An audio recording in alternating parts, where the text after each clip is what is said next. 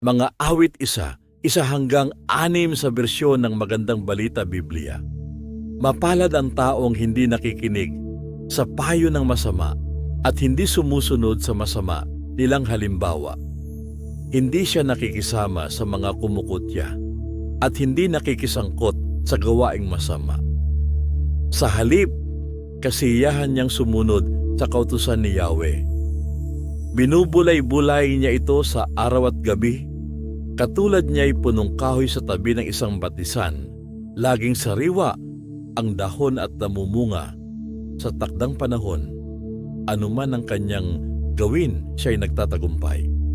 Hindi gayon ang sinumang gumagawa ng masama. Ito ay tulad ng ipa, hangin ang siyang nagtatangay.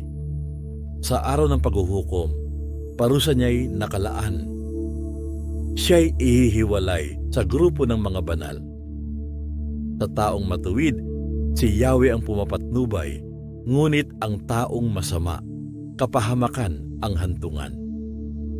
Mga awit isa hanggang 6 sa bersyon ng Magandang Balita Biblia.